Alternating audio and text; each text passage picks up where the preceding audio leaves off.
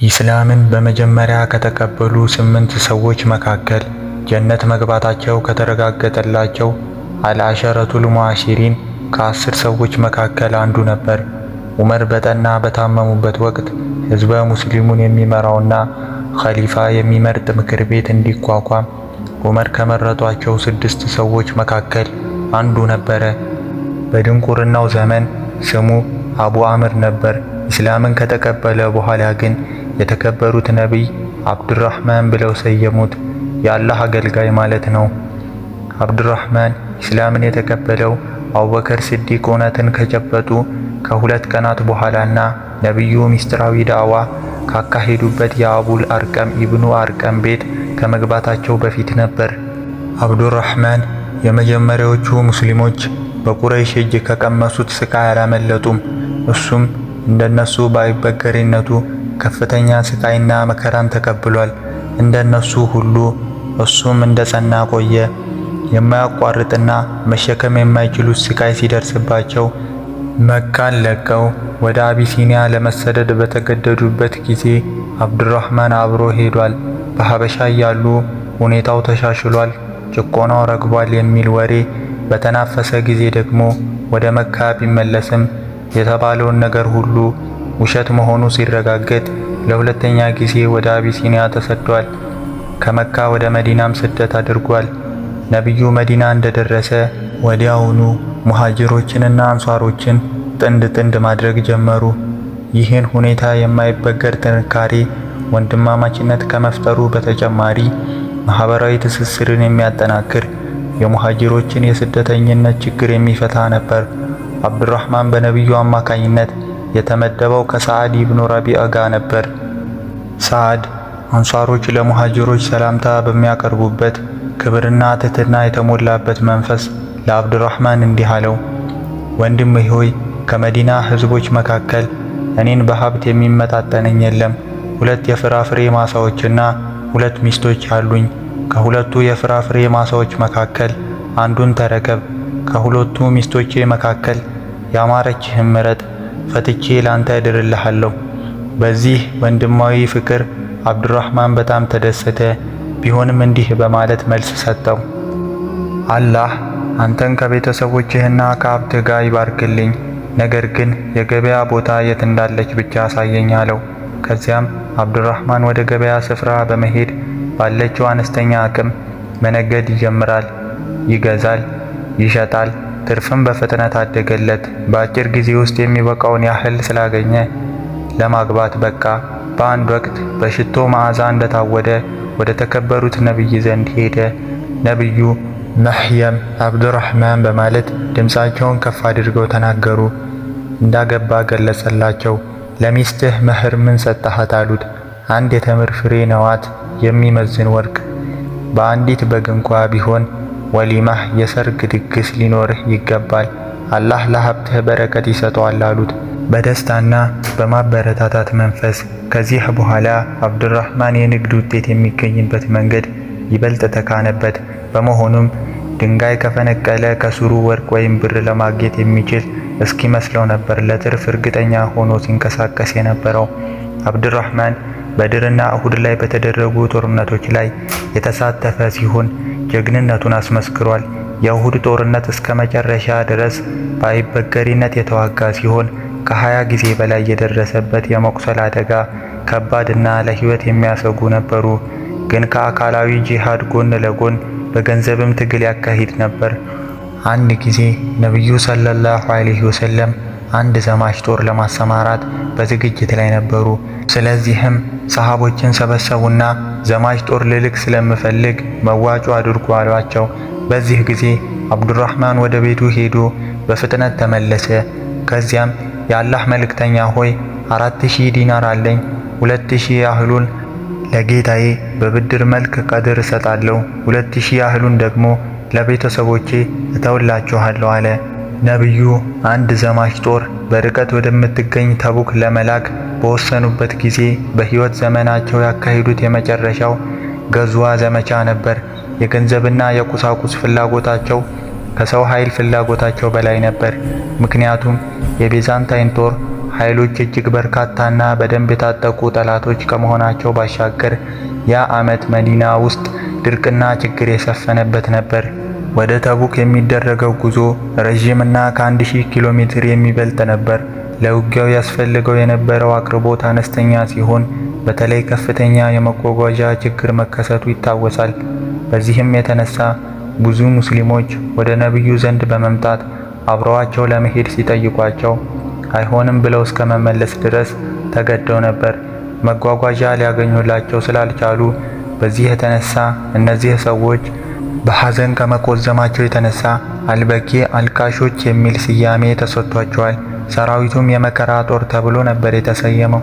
በዚህ ሁኔታ ላይ እንዳሉ ነብዩ ባልደረቦቻቸው በአላህ መንገድ ለሚደረገው ጦርነት ከንብረትና ገንዘባቸው ላይ ሳይሳሱ እንዲለግሱ ጠየቋቸው። ምንዳ የሚያገኙበት መሆናቸውን አረጋገጡላቸው። በዚህ ጊዜ ሙስሊሞች ለነብዩ የሰጧቸው ምላሽ ፈጣንና ቸርነት የተሞላበት ነበር። ምላሽ ከሰጡ በኋላ በግንባር ቀደምትነት የሚጠቀሱ አብዱራህማን ኢብኑ አውፍ ነው። 200 ወቄት ወርቅ ባበረከተ ጊዜ ዑመር ኢብኑል ኸጣብ ለነብዩ እንዲህ ሲሉ ተናገሩ። አብዱራህማን አሁን ስህተት ሲፈጽም አይቻለሁ። ለቤተሰቦቹ አንዳችም ነገር አልተወም። በዚህ ጊዜ ነብዩ አብዱራህማን ለመሆኑ ለቤተሰቦችህ አንዳች ነገር ትተህላቸዋልን ብለው ጠየቁት። አብዱራህማንም አዎ ከምሰጠው የሚበልጥና የሚሻል ትቼላቸዋለሁ ሲል መለሰ። ምን ያህል ብለው ነብዩ ጠየቁት። አላህና መልእክተኛው ቃል የገቡትን ሲል መለሰ። በመጨረሻም የሙስሊሙ ሰራዊት ወደ ተቡክ ተጓዘ። እዚያም አብዱራህማን ከዚያ በፊት ሌላ ሰው አግኝቶት የማያውቀውን ክብር ተጎናጸፈ። የሰላት ወቅት ደረሰ። በወቅቱ ነብዩ እዚያ አልነበሩም። ስለዚህ ሙስሊሞቹ አብዱራህማንን በአሰጋጅነት መርጠውት ነበር። የሰላት የመጀመሪያ ረካ ምዕራፍ ሲጠናቀቅ ምንም አልቀረውም። ነብዩ ሰለላሁ ዐለይሂ ወሰለም መጥተው ከአሰጋጆቹ ጋር ተቀላቀሉና አብዱራህማን ኢብኑ አውፍን ተከትለው ሰገዱ። ከአላህ ፍጥረታት እጅግ የተከበሩት የሆኑት የሙሐመድ ኢብኑ አብደላህ ኢማም ከመሆን የበለጠ ምን ክብር ሊኖር ይችላል? ነብዩ ሰለላሁ ዐለይሂ ወሰለም ከዚህ ዓለም ሲለዩ አብዱራህማን የእሳቸውን ቤተሰብ ለመንከባከብ አደራ ተቀበለ። እነሱ የትም ለመሄድ በፈለጉ ጊዜ አብሯቸው ይሄዳል። ሐጅ ለመፈጸም በሄዱ ጊዜ እንኳ የፈለጉትን ነገር ሁሉ ማሟላታቸውን ለማረጋገጥ አብሯቸው ተጉዟል። ይሄ ከነብዩ ቤተሰብ ያገኘው የታማኝነትና በራስ የመተማመን ስሜት ምልክት ነው። አብዱራህማን ለሙስሊሞቹ በተለይም ደግሞ ለነብዩ ሚስቶች ይሰጥ የነበረው እርዳታ በጣም ከፍተኛ ነበር። አንድ ጊዜ አነስተኛ መሬት በ40 ዲናር ሽጦ ገንዘቡን በሙሉ ለበኑ ዛህራ ለነብዩ እናት አሚና ዘመዶች፣ ለነብዩ ሚስቶችና ለሌሎች ባለ መብቶች አከፋፈለ። አይሻ በዚህ ገንዘብ የተወሰነውን በተቀበለች ጊዜ ይህን ገንዘብ የላከው ማን ነው ስትል ጠየቀች። አብዱራህማን መሆኑ ተነገራት። ይህንን እንዳወቀች የአላህ መልእክተኛ እኔ ከሞትኩ በኋላ ማንም ለእናንተ አያዝንላችሁም፣ ሷቢሮች ታጋሾችና አይበገሪዎች ቢሆኑ እንጂ ብለዋል ስትል ተናገረች። አላህ በአብዱራህማን ኢብኑ አውፍ ሀብት ላይ በረካ እንዲያወርድለት የተከበሩት ነቢይ ያደረጉት ዱዓ ከአብዱራህማን ጋር አብሮት የኖረ ነው የሚመስለው። ከነብዩ ሰሃቦች መካከል ከሀብታሞቹ ሊሆን በቅቷል። የንግድ እንቅስቃሴዎቹም በተለያዩ መንገዶች ትርፍን ያስገኙለት ሲሆን በሀብቱም ማደግ ቀጥሎ ነበር። ከመዲና የሚያስመጣውም ይሁን ወደ መዲና የሚያስገባው የንግድ ካራቫን ቅፍለት በየዕለቱ እጅግ እየጨመረ ሄደ። ለመዲና ሕዝብ ስንዴ፣ ዱቄት፣ ቅቤ፣ ጨርቃ ጨርቅ፣ የማስዋቢያ ዕቃዎች፣ ሽቶዎችንና ሌሎች አስፈላጊዎች ነገሮችን ሁሉ ሲያመጣ እነሱ ያላቸውን ማናቸውም ተረፈ ምንጮች ደግሞ ወደ ሌላ ሀገር በሽያጭ ይልክ ነበር። ወትሮንም ቢሆን ጸጥ ባለችውና ሰላማዊ በሆነችው መዲና ከተማ ጠረፍ አንድ ቀን ከፍተኛ ድምፅ ተሰማ። ቀስ በቀስ እየጨመረ መጣ። በተጨማሪም የአቧራና የአሸዋ ደመና በመነሳት በንፋሱ ይጥመለመል ጀመረ። የመዲና ሰዎች አንድ ታላቅ የንግድ ቅፍለት ወደ ከተማይቱ እየገባ መሆኑን ወዲያውኑ ተረዱ። 700 ግመሎች ዕቃ እንደተጫነባቸው ወደ ከተማይቱ ሲገቡና ጎዳናዎቹን ሲያጨናንቁ ቆመው በአድናቆት ተመለከቱ። ሁኔታውን እንዲሁም ምን አይነት ሸቀጦችና ምግቦች የግመል ቅፍለቱ እንደመጣ ሰው ሁሉ ወጥቶ እንዲያይ አንዱ ሌላውን ይጣራ ስለነበረ ከፍተኛ ጩኸትና ረብሻ ሆነ። አይሻ ረዲየላሁ ዐንሃ ረብሻውን ሰምታ ይሄ በመዲና ውስጥ የተፈጠረው ነገር ምንድነው በማለት ጠየቀች። ከሶሪያ ሸቀጣ ሸቀጦች ጭኖ የመጣ የአብዱራህማን ኢብኑ አውፍ የንግድ ግመል ነው አሏት። ይህ ሁሉ ረብሻ አንድ የንግድ ቅፍለት ፈጠረ ነው የምትሉት በማለት ባለማመን ጠየቀች።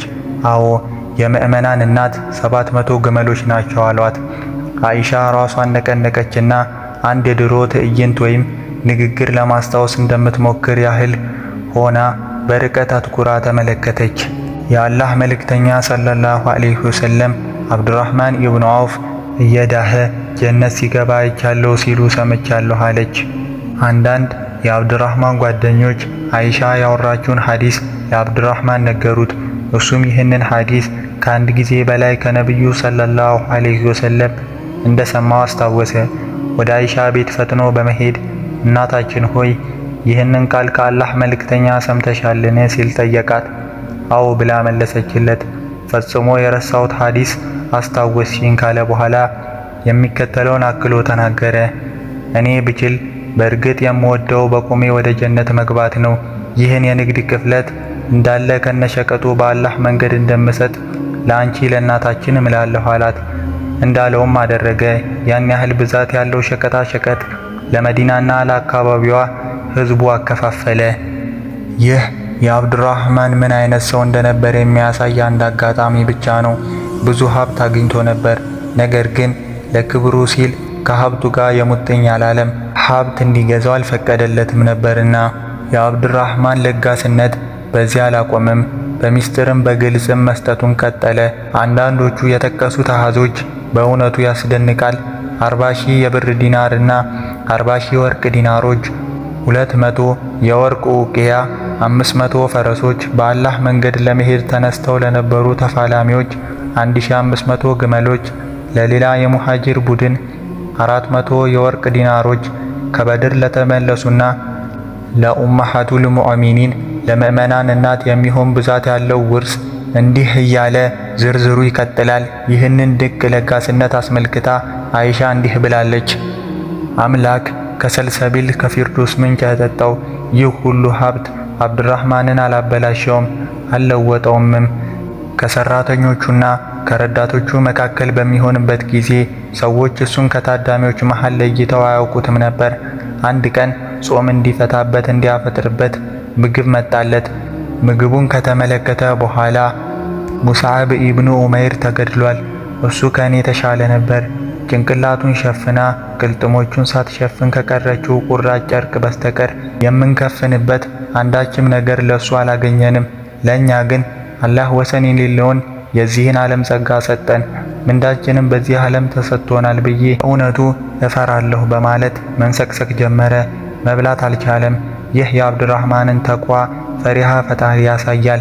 ግን አላህ ሱብሓነሁ ወተዓላ እንደርሱ ያሉትን ግለሰቦች በተከታዩ ዓለምም የሚረሳ አይደለም።